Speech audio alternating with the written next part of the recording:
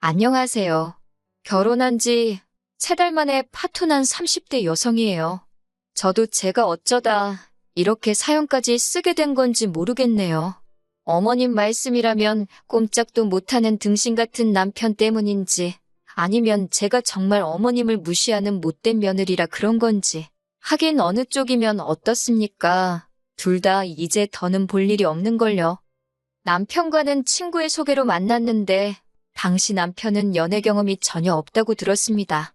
저 역시 대학교 학부 시절에 딱 한 번, 그것도 한 달도 안 되는 짧은 연애를 했던 걸 제외하면 제대로 된 연애는 해본 적이 없었지요. 그러다 우연히 하게 된 소개팅이었어요.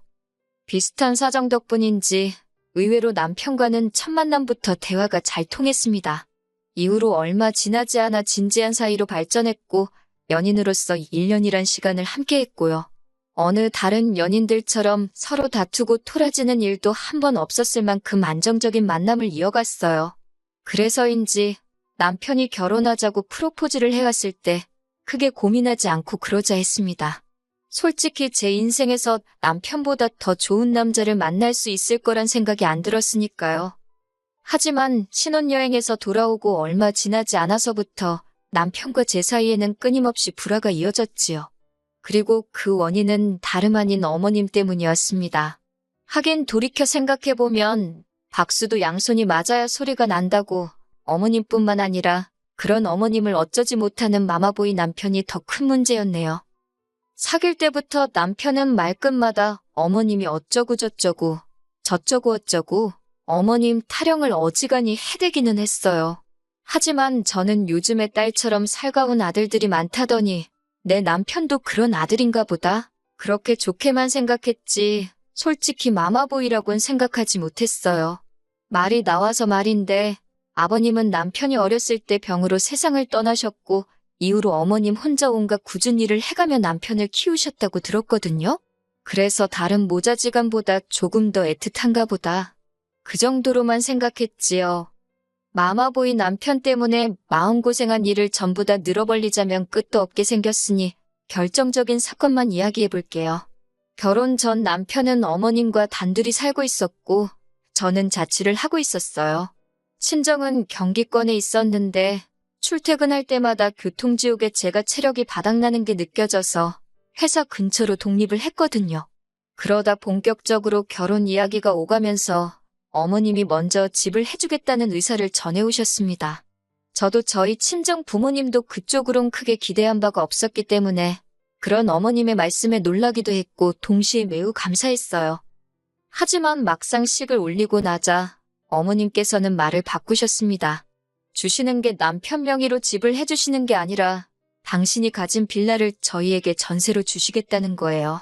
하시는 말씀이 원래는 다른 사람들한테 보증금 3천에 월세 60만 원에 내놓는 집인데 저희한테는 전세로 주시겠답니다.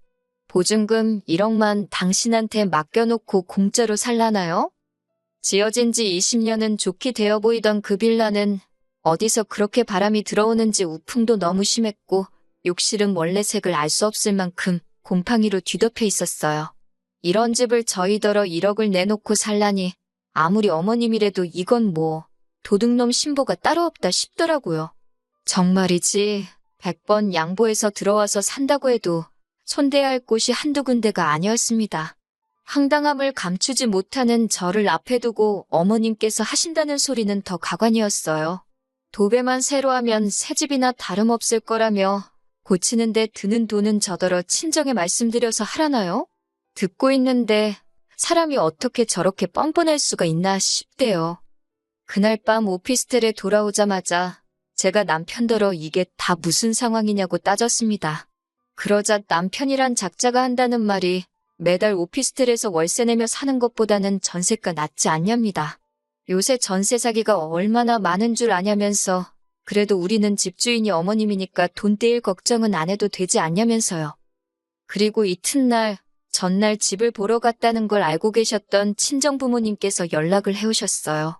집에는 가봤냐, 몇 평이나 되냐, 언제부터 들어가서 살기로 했냐, 혼수는 어떻게 해주면 되겠냐.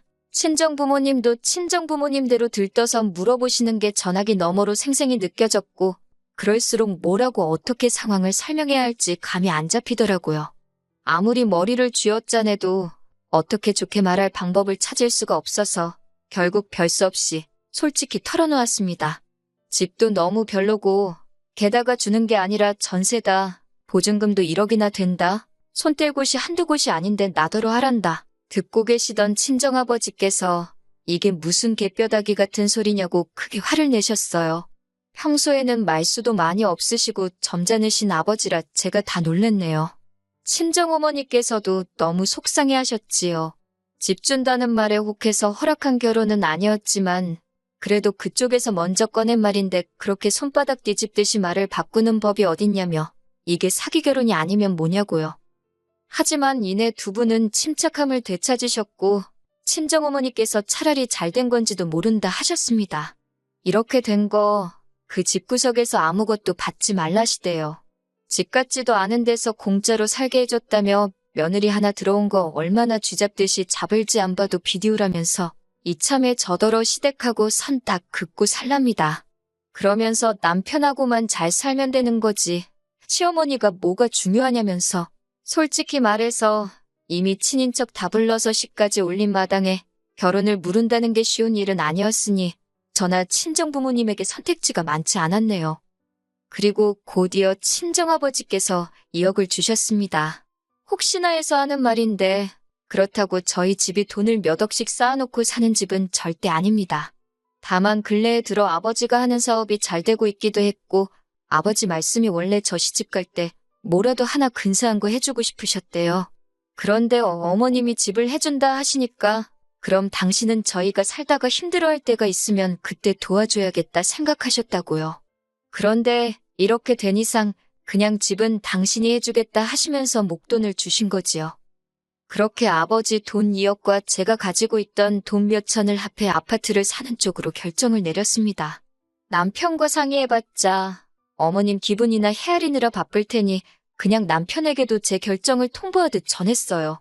남편과 제 입장이 바뀌었으니 제가 하려던 가정가구와 차 한 대를 남편더러 혼수로 해오라 했지요. 그리고 이 이야기는 아니나 다를까 바로 어머님 귀에 들어간 모양이 돼요. 어머님께서 아주 호통을 치시며 당장 시댁으로 내려오라고 연락을 해오셨거든요. 그렇게 며칠 뒤 시댁으로 향했습니다. 어머님께선 시애미가 오라는데 그날 밤이라도 내려와야지 주말이 다 돼서야 내려왔다며 시작부터 화를 내셨는데 제가 전업주부도 아니고 저도 직장을 다니는데 그게 뭐 제 마음대로 되나요? 그리고 이 마당에 무슨 좋은 일이라고 남편도 없이 혼자 시댁에 내려가겠어요. 어쩌다 보니 어머님과 남편은 소파에 앉고 저는 바닥에 앉아 있더라고요. 이것도 기분이 나쁜데 어머님께선 저를 내려다보시며 제가 마치 무슨 큰 잘못이라도 한 듯 저를 몰아세우기 시작하셨지요. 그렇다고 제가 진짜 무슨 대역죄를 진 것도 아니고 크게 제가 겁먹을 이유가 없었기 때문에 솔직한 제 생각을 전하는데 집중했습니다. 집 상태가 너무 좋지 못하고 위치도 저나 남편 직장에서 멀기 때문에 여러 면에서 저희한테 이점이 하나도 없어서 들어가서 살기 싫다고요. 그러자 어머님께선 서울에서 월세 60이면 얼마나 싼지 아냐며 돈 무서운 줄 모른다고 저더러 자기 아들이 벌어오는 돈 어지간히 헤프게 쓰게 생겼답니다. 그 집에 들어와서 살고 싶어하는 사람들이 줄을 섰다 하시길래 그럼 그 사람들한테 세주시라 했어요. 그러자 어머님께선 그러면 이참에 당신도 지금 사는 집을 파시겠답니다. 그리고는 그 돈을 저희 아버지가 주신 돈에 보태시겠대요. 그래서 어디 한 30평대 아파트를 구해서 거기서 셋이 살잡니다. 어이가 없어서 어머님 지금 사는 이 집 팔면 얼마나 나오냐고 단도직입적으로 물었어요. 참고로 저희 어머님도 저희 부부한테 전세 주시려던 집하고 비슷한 수준의 집에서 살고 계셨습니다. 재개발 가능성도 일절 없는 집이지요. 게다가 제가 알기로는 몇 년 전 어머님이 운영하시는 가게가 힘들어지자 집을 담보로 대출도 받아 쓰셨다고 들었어요. 그래도 가게는 못 살려서 얼마 전 폐업하신 상황이었고요. 그런 걸 제가 뻔히 아는데 어머님 집을 팔고 합가라니 말도 안 되는 소리였지요. 그런데 남편이 옆에서 박수를 쳐대며 정말 좋은 생각이랍니다. 이참에 자기 어머니도 좋은 집에서 한번 모셔보고 싶다면서 장인어른한테 너무 감사하대요. 그러면서 어머님더러 어쩜 그렇게 머리가 잘 돌아가냐고. 자기 엄마지만 정말 대박이라나 어쩐다나. 저는 어머님께 합가는 절대 안 한다고 했어요. 그리고 저도 식탁 의자 끌어다 앉았습니다. 아까부터 어머님이랑 남편이 소파에서 저를 내려보는 것도 짜증나고 눈에 들어오는 모든 게 꼴보기도 싫더라고요. 남편이 저더러 한다는 말이 2억 가지고 집을 사면 얼마나 좋은 집을 사겠냐입니다.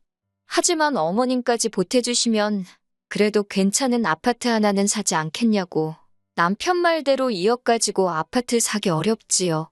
그렇다고 어머님이 무슨 한 5억 10억씩 보태주실 것도 아니고 100번 양보해서 1억 주신다고 쳐도 그렇다고 1억이 작다는 건 절대 아닙니다만 1억 받고 합가라니 막말로 계산이 안 맞잖아요. 남편에게도 똑같이 말해줬습니다.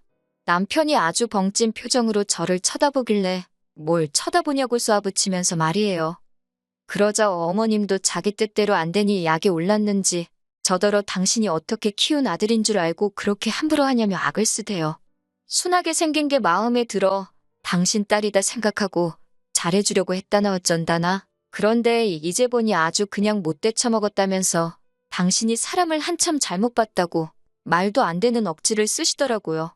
그러더니 하는 말이 결혼할 때 혼수고 뭐고 하나도 안 해오지 않았냐면서 혼수 필요 없으니 돈이나 내놓고 나가랍니다.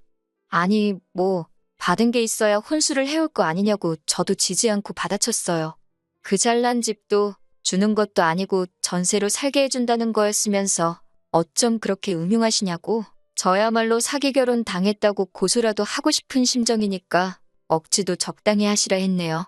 나이 먹은 게 벼슬도 아니고 막말로 혼인신고도 안 한 마당에 남남길인데 제가 어머님 앞에서 언제까지 절절 맬 줄 아냐고. 저도 할 말 못할 말 가릴 거 없이 마구잡이로 퍼부었어요. 그러자 남편이 자기 어머니 쓰러뜨리려고 작정했냐며 저더러 어떻게 감히 시어머니 되시는 분한테 말을 그렇게 막 하냐고 악을 쓰더라니까요.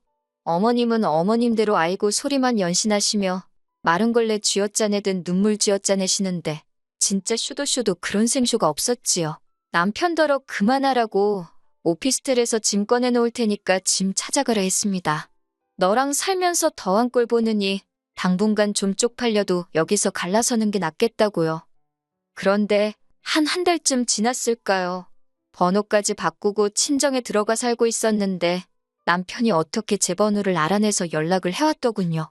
자기 좀 살려달라면서 한다는 말이 어머님이 사시는 집이 경매로 넘어가게 생겼답니다. 대출을 안 갚아서요. 그러면서 저더러 돈 좀 빌려달래요. 이거 완전 또라이 아닌가요? 제가 당신이랑 나랑 무슨 사이라고 돈을 빌려달래냐고 2번 다시 연락하지 말라고 했습니다. 그제서야 늦게나마 퍼즐이 맞춰지더군요. 처음부터 집을 미끼로 제 돈을 노린 거였어요.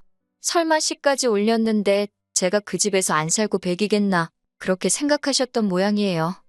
3개월 만에 친정으로 돌아왔으니 솔직히 주변에서들 얼마나 수군거릴지 친정 부모님께도 죄송하고 여러 가지로 속상하고 우울합니다. 그래도 더 늦지 않아서 다행이다 싶기도 해요. 또 좋은 날이 오겠지요.